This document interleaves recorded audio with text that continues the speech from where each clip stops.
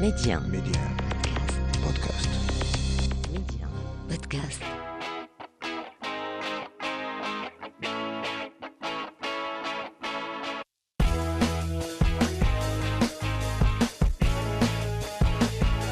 Bienvenue à toutes et à tous. Aujourd'hui, je vous propose d'aller à la rencontre d'une femme qui œuvre dans un domaine de santé assez délicat et sensible. On y va pour les détails. Midi 1, Yasmine, femme d'aujourd'hui. Wafa El Allam, bonjour. Bonjour, bonjour Yasmine. Merci infiniment d'être ma femme d'aujourd'hui. Shkhbark Lalla Wafa. Alhamdulillah, alhamdulillah. Merci beaucoup pour l'invitation, ça me fait plaisir. Merci à vous d'être là. Alors, Lalla Wafa, vous êtes oncologue nutritionniste. Tout à fait. Et à côté, ce qu'on dit, est-ce que je peux dire oncologue nutritionniste, influenceuse ou créatrice de contenu? On va plus dire créatrice de contenu, parce que mon but, c'est pas de paraître, mais plutôt de passer des messages qui seront bénéfiques pour la population. Donc, je préférerais plus le terme créatrice de contenu plutôt qu'influenceuse. C'est Loin ça. de là. Alors, aujourd'hui, justement, avant, en fait, les choses étaient... Les barrières étaient très claires. Aujourd'hui, grâce aux réseaux sociaux, les barrières, elles sont plus floues. Vos collègues, vos confrères, en général, les médecins sont... L'ancienne génération est très protectrice de Réservé. Voilà. réservée. Exactement. Comment vos confrères voient-ils justement cette évolution, ce que vous faites?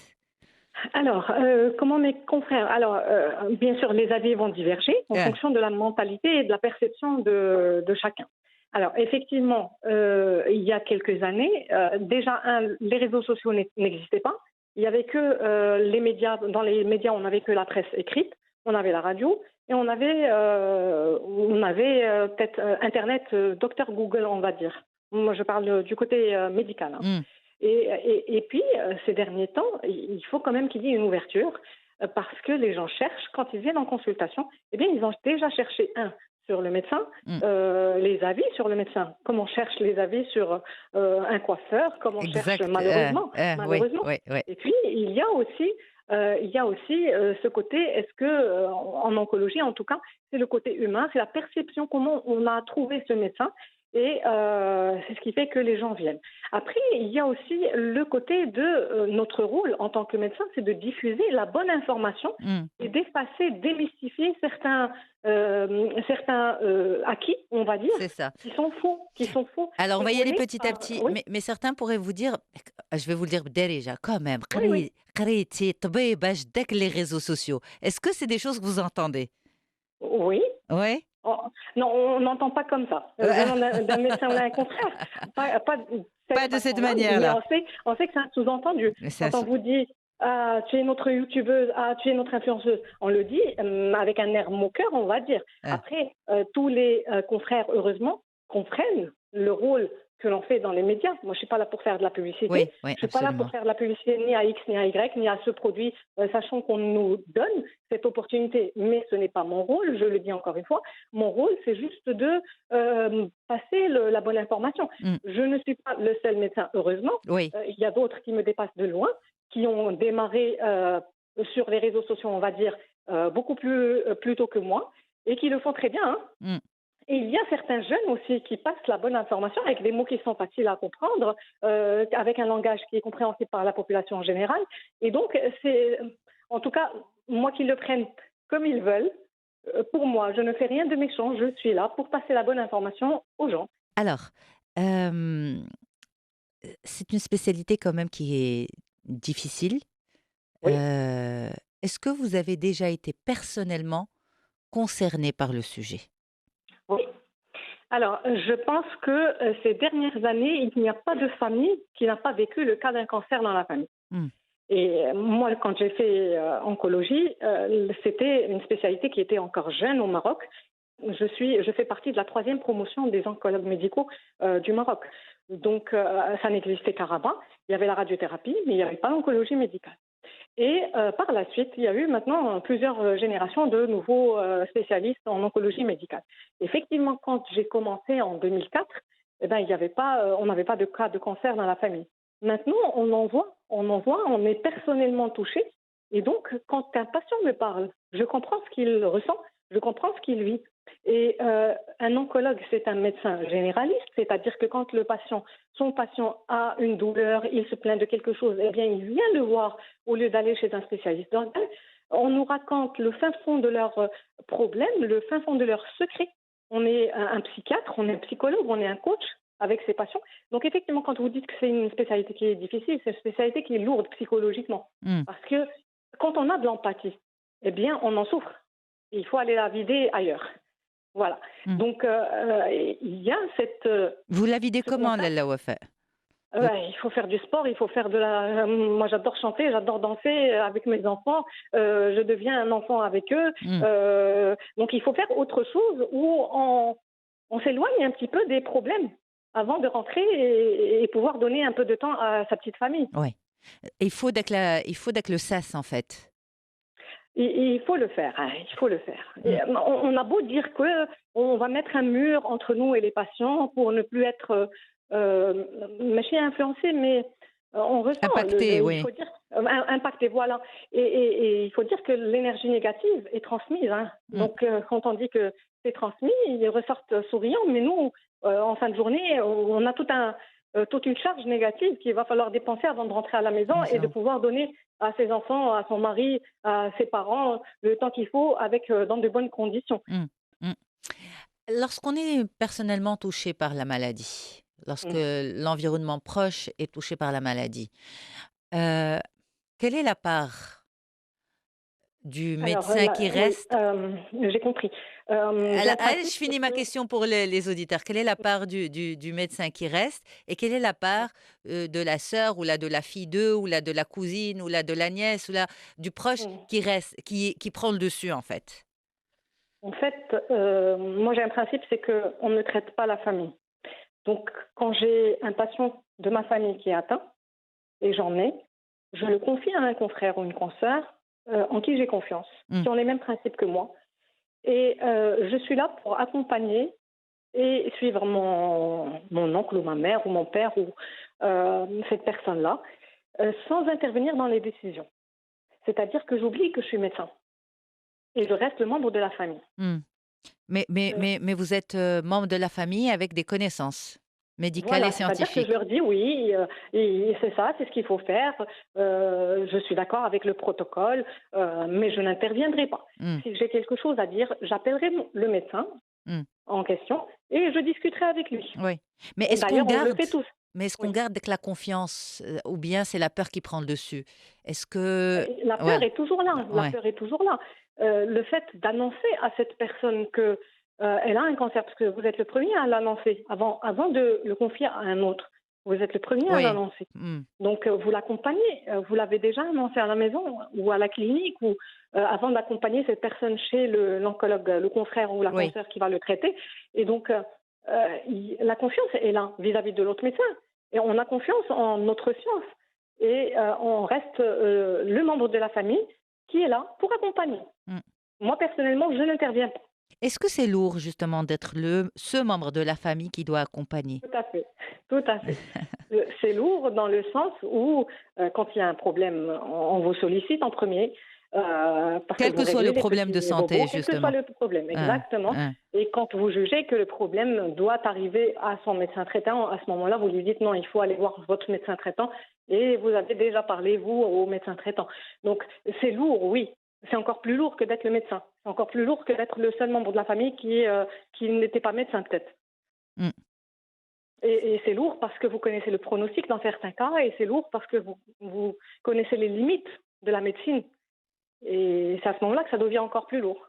Quand on arrive aux soins palliatifs, aux soins de support, à l'accompagnement, à la fin de vie. Donc là, c'est encore plus pénible. Comment ça va, Wafa? Alhamdoulilah. Moi, je suis toujours optimiste. Prenez le temps de répondre, vous avez répondu trop vite. Comment ça va, Wafa? Alhamdoulilah. Moi, je suis toujours celle qui voit le verre à moitié plein, même quand il n'y a que le tiers qui est plein. Donc, je suis le genre qui dit que et je me dis que on m'a tellement posé des questions, je dirais pas aberrantes, mais bon, on me dit quand est-ce que ma mère va mourir.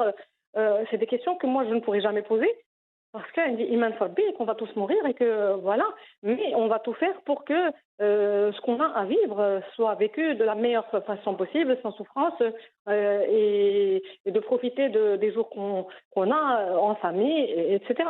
Et je suis peut-être aussi contre l'acharnement dans certaines situations où je me dis il faut savoir s'arrêter, il faut savoir confier le patient aux soins de support, d'accompagner, pas de douleur, pas d'anémie, faire les transfusions quand il faut, le traitement de la douleur et accompagner.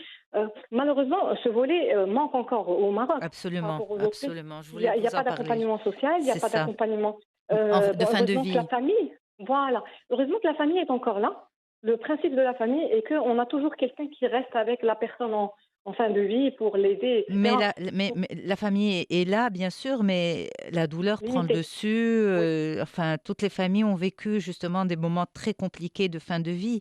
Euh, tout à fait. Est-ce que ça Tout à pourrait fait. pas se faire différemment? Est-ce que c'est possible que ça se fasse Oui, différemment? Est-ce qu'un oui. cancer en On, phase on terminale... copie tout Oui, du système étranger occidental, système de santé, je veux dire, mais on ne copie pas le côté humain. hum, Le côté humain, on a tous les moyens pour le faire. C'est-à-dire qu'à l'étranger, vous avez une aide ménagère qui va venir pour 2 heures par jour pour faire le ménage et aider la personne qui est malade, qui est incluse, qui est prise en charge dans la mutuelle par les organismes d'assurance. hum. Vous avez une aide sociale qui va aller faire qui va faire sortir le patient pour faire un petit tour, qui va aller faire les courses pour le patient. Donc nous, ce côté-là, il manque parce que Non, quand non, on ce a côté-là, on a la famille. Moi, je voulais plutôt parler de la voilà, gestion de la douleur, en fait, les soins palliatifs, etc. la douleur, on l'a. On a le traitement de la douleur. Tout est disponible au Maroc. Tout est disponible. Hum, C'est la prise en charge à domicile qui est compliquée. C'est-à-dire que ailleurs, on a l'hospitalisation à domicile qui est permise. Au Maroc, il y a un vide dans ce sens. Ce n'est pas, légal d'hospitaliser à domicile quelqu'un parce qu'on n'a aucun texte qui nous donne le droit de le faire. hum. D'accord? Donc, il faut hospitaliser le patient dans une clinique, dans une structure publique ou privée. Et ça coûte cher. Ça coûte cher, pour la caisse sociale, ça coûte cher pour le patient. Et c'est ça ce que je veux dire. C'est lourd financièrement et c'est tout. Mais le traitement lui-même, il existe. Mhm. C'est les accompagnements paramédicaux qui n'existent Peut pas. pas. Ok. Le coaching qui n'est pas remboursé, le psychologue qui n'est pas remboursé. Donc c'est ce genre de truc. Et malheureusement, le patient, il doit réfléchir à ça. Il se dit, est-ce que je dois vendre ma maison et aller louer pour pouvoir payer ceci ou cela, Hum. d'accord? Donc finalement, on se retrouve à faire du social plutôt que en plus du médical. En plus du médical. Alors, Wafa, justement, quand j'ai dit comment ça va, Shkhbarak, vous m'avez dit bien, ça va. Moi, je vois toujours le verre à moitié plein. Mm. Mais ولكن شكون اللي vraiment, c'est qui a le baromètre de Wafa dans Et votre ouais, entourage? c'est moi, Qui est capable de vous voir et de se dire, ma malgré tout, mère, oui, c'est ma mère, je pense. Je pense que c'est ma mère qui me connaît le mieux, qui est capable de voir si je vais bien ou si je vais mal. malgré les Quand je dis, apparences. voilà, parce que je peux avoir mon sourire tout le temps dans les bonnes et les mauvaises situations. Mais je pense que c'est ma mère qui me connaît très bien. Il y a aussi ma sœur qui travaille avec moi. Donc elle me voit tous les jours. Hmm. Elle peut voir quand je suis distante, quand je suis enfermée dans mon bureau, quand j'ai pas envie de parler à quelqu'un. Donc elle peut voir que à ce moment-là, je suis peut-être en pré-burnout, que j'ai besoin de prendre des vacances, que j'ai besoin de prendre un peu de temps, Vous ou avez un peu de déjà, recul. vous avez déjà eu ce souci-là, faire un burn-out? Non, mais on est fatigué des fois. Oui. On est fatigué, comme je vous ai dit, c'est un impact psychologique. Ah. C'est-à-dire qu'il y a des moments où vous avez tellement de mauvaises nouvelles à annoncer ou que finalement, à un certain moment, vous vous dites il faut que je me replie ailleurs et que je vais à côté de la plage, je respire de l'air frais, j'éteins mon téléphone, je réfléchis, je lis du Coran, je fais quelque chose pendant une journée, 2 journées et je recharge mes batteries, je reprends mon souffle et je reprends mon travail. Oui, oui, oui, oui. Mais heureusement, je ne suis pas encore arrivée au burn-out, mais je pense qu'il y a des spécialités qui sont quand même prédisposés à le faire. Oui, Il y a les réanimateurs, il y a donc ceux qui sont confrontés beaucoup plus à la mort. exact. Voilà. Donc moi je me dis le réanimateur, Est-ce qu'on banalise au bout d'un moment, est-ce qu'on banalise la mort? On sait qu'on On la va tous banalise. mourir. Voilà. Justement, on sait qu'on va tous Mm, mourir, mais est-ce qu'au bout d'un moment, parce que vous avez dit surtout les spécialités confrontées à la mort, mm. moi j'ai l'impression que c'est plutôt les spécialités confrontées à la douleur, en fait. Oui, la douleur, tout ce qui est. Mais la douleur, elle est temporaire. Mmh. Quand quand je dis qu'on est confronté à la mort, c'est-à-dire que on accompagne le patient pendant plusieurs années lors de son parcours, lors de son combat. Mmh. Et à un certain moment, on sait que c'est la fin, que c'est la maladie qui a gagné et que malheureusement, on n'a plus toutes les armes. Et voilà, donc c'est à ce moment-là que on se sent, je ne sais pas comment dire, mais impuissant. Mmh. On ne peut plus rien faire et on ne peut plus aider. On ne peut plus aider cette famille qui est en douleur et qui sait ce qui va arriver. Le patient lui-même, peut-être qu'il est serein, il n'a pas peur, Oui, oui. mais, mais il y a un impact. Maintenant, voilà. Donc, Vous avez euh, appris quoi, la wafa de vos patients en fin de vie? alors j'ai appris صبر. صبر qu'on n'a pas. J'ai appris la relativité, de relativiser, de ne pas toujours voir les trucs du mauvais côté, de toujours se plaindre pour un rien. Euh, Ceux qui se plaignent parce qu'ils se sont coupés le petit doigt, que la voiture ne démarre pas le matin, qu'il pleut et que j'ai pas ramené mon parapluie. Des petites choses qui, dans la vie qui ne sont pas si mauvaises que ça Mmh. et qu'il y a pire. Et voilà, donc j'ai appris, que la douleur, elle est relative. On peut avoir mal sur une échelle de 0 à 10, mais quand on arrive en fin de vie, on a encore plus mal. On dépasse cette échelle, on va arriver à 20/10, par exemple. J'ai appris que la famille est toujours là, malgré les problèmes familiaux, et que on a toujours un membre ou deux ou trois de la famille qui sont là, qui vont rester avec vous jusqu'à la fin. J'ai appris que... C'est une j'ai particularité marocaine, justement? Oui, les particularités marocaines, c'est que heureusement que la femme reste avec son mari jusqu'au dernier jour et que le mari reste avec sa femme, et ça c'est très bien, il faut le souligner. Parce qu'on a toujours l'impression que c'est la femme qui reste avec le mari, mais pas l'inverse. Mmh. Moi, j'ai plusieurs femmes qui sont en fin de vie et je vois le combat de leur mari. Ils ont mal pour elles, ils font tout pour elles, ils souffrent pour elles. Mmh. Et je trouve que cet amour, on ne le dit pas souvent. J'ai appris aussi qu'il faut montrer à ses enfants qu'on les aime, à ses parents qu'on les aime, qu'il faut leur dire qu'il ne faut plus avoir de tabou. Non, je t'aime maman, je t'aime papa, je t'aime mon mari, je vous aime mes enfants.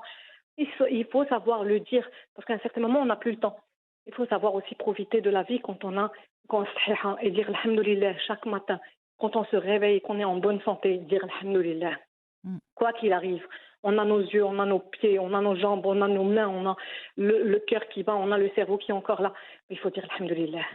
Et donc, c'est cette relativité qui fait que finalement, les petites choses de la vie paraissent banales et qu'il y a un fond, un vrai sens de la vie qu'on oublie peut-être dans la vie quotidienne de tous les jours et que, je ne sais pas, on fait toujours la même chose, la même chose, la même chose. Cette routine, il y a certaines personnes qui ne peuvent plus la faire. Mmh. Et voilà, donc il faut dire alhamdoulilah tout le temps. Est-ce qu'il y a une personne en particulier, une histoire en particulier qui vous a profondément marqué, touché? Oui, oui, il y a une patiente qui était d'un certain niveau socio-économique, qui était instruite, l'AFMA, et qui, quand elle a eu un cancer du sein, elle est partie voir les médecines traditionnelles, les piqûres d'abeilles, etc., les plantes, etc., jusqu'au moment où, au bout de 2 ans, ça n'a rien donné. Au contraire, ça a complètement répandu la maladie. Mmh. Elle est venue me voir. Bon, elle est restée, on s'est battu contre la maladie pendant 4 ans. Et voilà. Donc, pourquoi elle m'a marquée? Parce qu'elle a regretté ce qu'elle avait fait. Mmh. Et parce qu'il y avait un déni, malgré qu'elle savait que c'était peut-être un cancer, mais que la personne de la médecine traditionnelle qui avait une villa, qui lui faisait etc., lui disait non, ça va partir, je suis capable de guérir. Alors que bon, jusqu'à maintenant, aucune médecine traditionnelle ne guérit le cancer. Moi, je suis scientifique dans ma tête, donc et puis moi, il me faut des preuves scientifiques, des études pour prouver que ceci marche ou ne marche pas. Mmh. Et puis, elle a été accompagnée par son mari, par sa fille, jusqu'au bout. jusqu'au bout. Quand je dis jusqu'au bout, c'est qu'ils ont tout donné pour elle, tout ce qu'elle voulait. Elle est partie faire la Umrah d'Yelha, elle est revenue, et voilà. Malheureusement, elle a souffert à la fin. Parce que comme les piqûres ont été infectées et qu'il y a eu une infiltration de la peau, c'est ça qui est douloureux. Donc, voilà. Quand vous parlez justement des couples aussi, ça veut dire, on a l'impression que l'amour amoureux n'existe pas. J'ai l'impression, voilà, que l'amour amoureux, il laisse place à Rahma et Rafa et Lwilf et vous voyez, donc. C'est pas l'amour amoureux. Non, c'est pas l'amour amoureux de 18 ans, de 20 ans, de 25 ans, ou du premier jour de mariage. C'est plutôt et donc voilà. Enfin, c'est l'impression que j'ai dans ce que je vois dans tous les jours. C'est pas cet amour. Je lui parle, mon cœur bat à la chamade. J'ai des sueurs, je deviens toute rouge. Non. C'est plutôt, je veux pas le perdre parce que c'est ma moitié, parce que il est tout pour moi, parce qu'on partage de bons moments, parce qu'on a une petite famille, parce que voilà, c'est surtout ça. Mais ça aussi, c'est important. C'est important, aussi bien que l'amour pour les enfants, aussi bien pour l'amour pour les parents, aussi bien pour l'amour pour notre patrie, aussi moins donc pour notre métier, donc on aime la vie. Et c'est cet amour-là de la vie qui fait qu'on veut vivre encore et encore et encore. Sinon, si on nous dit où vous allez mourir, on va dire d'accord et puis c'est tout. Mais non, on veut se battre pour rester en vie. Wafa Ellal, merci infiniment d'avoir été ma femme d'aujourd'hui. Merci beaucoup, Yasmine. Merci à toutes et à tous pour votre confiance. Femme d'aujourd'hui et sa version homme, c'est du lundi au vendredi sur les ondes de Média et à tout moment, à la demande et en avant-première sur Média Podcast et les plateformes de podcast habituelles.